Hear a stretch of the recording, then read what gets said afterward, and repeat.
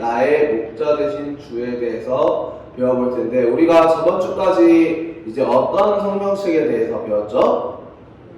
저번 주까지 이제 에스겔 26장부터 에스겔 마지막 끝장인 48장까지에 대해서 배웠어요. 그런데 이 에스겔은 이제 어떤 내용이었냐면, 하나님께서 에스겔 선지자를 통하여 하나님을 떠나고 그리고 하나님을 잊고 세상의 모든 자신들에게 닥치는 일들을 불평불만만 할 줄 알고 욕만 할 줄 알고 짜증만 낼 줄 아는 그 이스라엘 백성들을 다시 한번 하나님의 자녀로 만들어주기 위해서 기회를 주기 위해 에스겔에게 환상을 보여주고 그 환상을 이스라엘 백성들에게 알려주는 거였어요. 그래서 전도사님이 에스겔에서 40장 이후에 가장 중요한 한 단어가 나온다고 했는데 그게 뭔지 기억이 나나요? 그 단어가 바로 새 성전이라는 단어예요.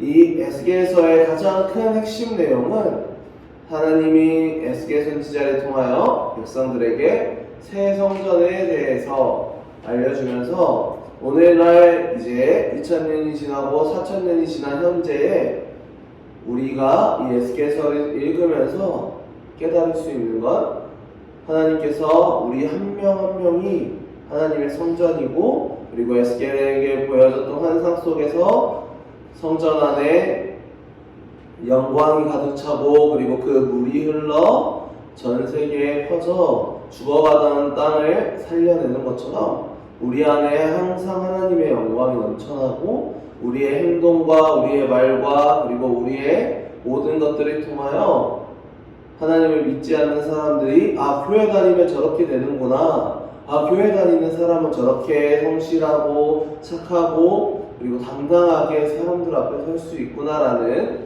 것을 알게 하나님의 자녀로서 살아가야 된다라고 이야기하고 있어요. 그런데 오늘 우리가 이번 주에 큐티책에 나온 것처럼 묵상한 이 시편에도 하나님의 뜻이 에스겔서와 같이 가득한 것을 볼 수 있는데, 어떤 말씀이냐면 오늘 말씀의 주인공은 바로 여러분들이 잘 알고 있는 다윗이라고 하는 인물이에요. 그런데 이 다윗 왕은 결혼을 했는데 아내가 몇 명이었을까요? 다윗 왕은 아내가 몇 명이었냐면 역대하를 보면, 역대상과 역대하에 보면 다윗 왕의 아내는 9명이라고 기록되어 있어요. 9명이랑 결혼을 한 거야. 그리고 그 9명 사이에서 낳은 딸도 있지만 아들만 19명이에요. 앞에 쓰여 있는 것처럼 아들만 19명. 위에 보라색으로 되어 있는 건 이제 분홍색이죠. 분홍색으로 되어 있는 건 아내들의 이름이고, 아래 노란색으로 되어 있는 건 아들들의 이름이에요. 그런데 모든 아들이 다 성경에 그렇게 다 기록이 되어 있는 게 아니라, 이제 그 중에서도 성경의 일부분을 차지하고 있는 중요한 아들들이 대표적으로 봤을 때 3명이 나오는데, 그게 누구냐? 첫째 아들 암논과 그리고 셋째 아들 압살롬이에요. 그리고 여러분들이 가장 잘 알고 있는 솔로몬 왕이 바로 이 다윗 왕의 아들입니다. 암논과 압살롬의 이야기는 여러분들이 이제 알고 있는 것처럼 어떤 내용이 있었냐? 첫째 아들 암논이 봤을 때 압살롬의 누이 동생인 다말이 너무 이쁘게 생긴 거예요. 그래서 이제 그 다말을 덮치는, 그리고 그 다말에게 성적인 모욕도 주고 그리고 성관계도 맺고 이런 식으로 다말을 덮치는 그런 일들이 있었어요. 그래서 압살롬이 너무 화가 납니다. 가족이고 한 아버지 아래에서 태어났고, 물론 엄마는 다르지만 한 아버지 아래에서 태어났고, 그런 사람이, 가장 큰 형이라고 하는 사람이 동생을 그런 행동을 하는 걸 보고 동생에게 바로 찾아가서 그 형을 죽여버려요. 그리고 이제 다윗 왕조에 보면 이제 몇몇의 왕들은 이 다윗 왕의 왕권을 빼앗기 위해서 도전을 하는데, 그 중에 한 명이 바로 이 압살롬이라고 하는 왕이에요. 물론 압살롬의 반역은 다윗 왕을 죽음으로 몰고 가기까지도 하지만 결국 실패하게 돼요. 그런데 오늘 이 시편 28편이 언제 기록되었느냐? 바로 이 압살롬이 성을 점령하고 다윗 왕을 죽이기 직전까지 몰아갔을 때 다윗 왕이 어떻게 해야 하는지를 하나님께 묻고 그리고 질문하는 내용이에요. 이 압살롬이라고 하는 인물은 어떤 인물이었냐? 용맹하기도 용맹했지만 성경의 기록에 의하면 이 세상의 어떤 사람보다 잘생기고 용모가 뛰어난 사람이라고 이야기하고 있어요. 특히나 그의 특징은 머리카락이 정말 예쁜 사람입니다. 이 세상에 누구보다도 빛이 나고 이 세상에 누구보다도 잘생기고 이 세상에 누구보다도 찰랑찰랑거리며 아름다운 머리카락을 가진 남자였다라고 성경은 기록을 하고 있어요.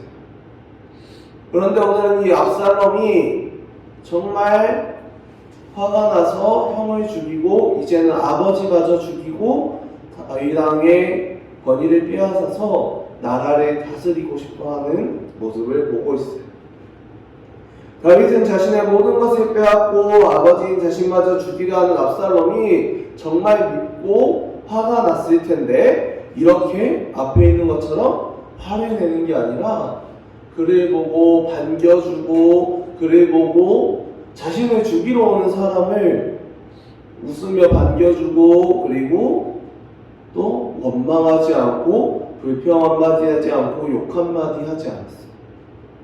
자신을 죽이려고 하고 자신의 왕권을 빼앗으려고 하는 아들을 하나님 앞에 불평하고 원망하고 짜증내고 화내고 하는 게 아니라 기쁨으로 맞이해주고 그리고 정말 환호해주고 이 세상에서 할 수 있는 모든 축복이란 축복은 다 해줬어요. 사람이 자신의 권위를 빼앗으려고 하면 화를 내고 짜증을 낼 만도 하고 욕도 할 만도 한데 다윗 왕은 그렇게 하지 않았어요. 아들이 그렇게 하려고 하는 모습을 보고 하나님 앞에 하나님 아들이 저한테 이렇게 하려고 하는데 하나님이 모든 걸 다 해결해 주세요 라고 그냥 하나님 앞에 기도만 했어요. 여러분들 아이들이 이제 4살, 5살 되다 보면 부모님들이 이제 아이들을 조용히 시키려고 뭐 해줘요? 대부분의 부모님들은 하면 안 된다는 걸 알지만 어쩔 수 없이 핸드폰을 줘요. 핸드폰을 보여주는데 아이한테서 핸드폰을 빼앗으려고 하면 아이가 어떻게 해요? 자기 거라고 빼앗기기 싫어서 짜증을 내죠. 부모님한테 짜증을 내고 엄마한테 짜증 내고 다시 내놓으라 그러고 그렇게 행동을 해요. 그런데 그럴 때 가장 올바른 어머니의 대처는 뭘까요? 아이한테 짜증내고 화내고 하는 걸까요? 아니에요. 그냥 그걸 받아주는 게 제일 좋아요. 짜증내고 화내는 걸 같이 짜증내고 화내면 아이는 당연히 무섭겠지. 그럼 멈추겠지. 그런데 그러는 게 아니라 아이의 그 행동을 받아주고 아이가 조금 진정이 되었을 때 왜 이런 행동을 하면 안 되는지에 대해서 가르쳐주는 게 가장 올바른 행동이다라고 심리학적 연구에서는 이야기하고 있어요.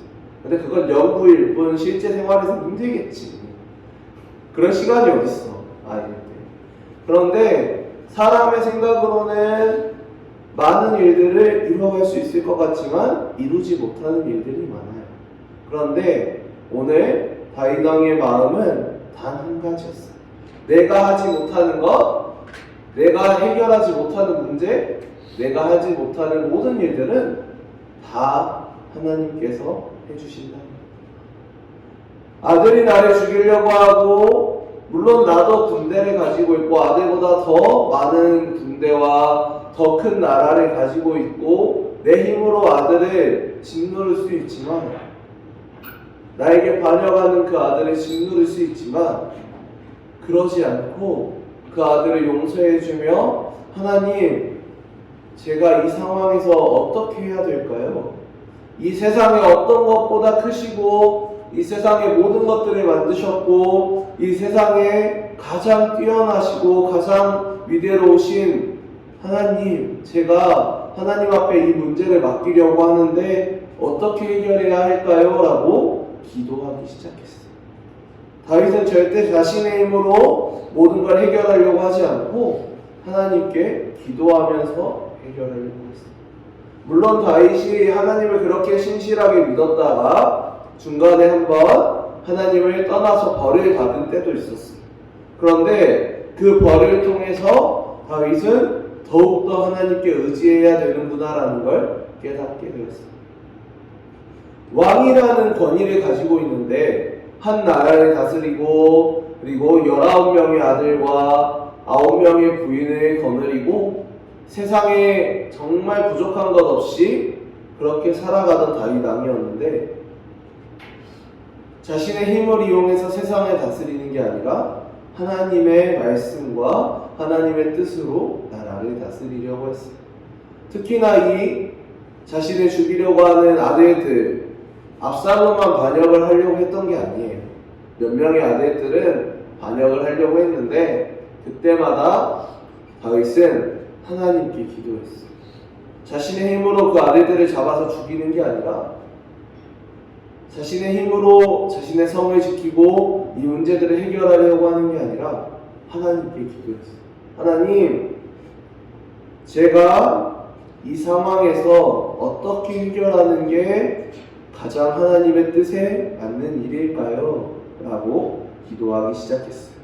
우리가 하나님께 정직히 행하고 그분 앞에 설 때에 그분의 편이 되면 하나님은 우리에게 어떤 문제든 해결하게 하시고 어떤 일이든 다 선한 일로 바꿔주시려고 하십니다.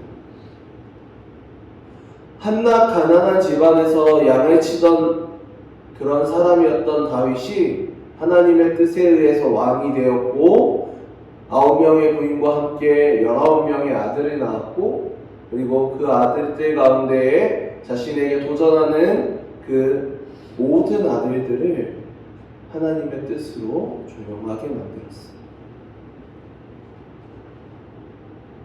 그렇게 했기 때문에 어떤 능력보다 어떤 힘보다 이 세상의 어떤 것보다 하나님이 우선이라는 것을 아는 사람이 바로 이 다윗이었어요. 다윗의 마음속에는 항상 어떤 마음이 가득했느냐? 내가 입으로 얘기하고 내가 행동으로 옮기고 내가 뜻을 행할 때에 나의 생각이 아니라 하나님의 생각으로 하나님의 뜻으로 해야 된다라는 마음이 있었어요. 내가 아무리 학교에서 공부 열심히 하고 내가 아무리 친구들이랑 재미있게 놀고 내가 아무리 게임 열심히 하고 해도 내 앞에 있는 문제를 해결하려고 나의 힘으로 어떻게 해보려고 발버둥 쳐도 당장의 문제는 해결할 수도 있겠지. 그런데 그 문제의 근본적인 일을 해결할 수는 없어요. 이 세상의 계층 구조는 어떻게 되어 있느냐? 나보다 권위가 위에 있고 그리고 그 권위 위에 문제가 있고 그리고 문제 위에 하나님이 있는 것. 이 세상의 어떤 것보다 나의 힘, 오직 나 한 명만의 힘으로 어떤 걸 해결해 보려고 해도 쉽게 해결되는 일이 없어요. 그래서 이 세상에는 쉬운 일이 없다는 것이 우리가 살다 보면 많은 일들을 겪게 돼요. 그런데 그 쉬운 일이 없다는 그 어려운 일들 가운데에서도 여러분들이 하나님과 한편이 되고 다윗왕처럼 나의 마음속에 이 세상의 어떤 것보다 하나님이 최우선이다라는 마음과 행동을 가지면 여러분들이 못할 일이 없어요.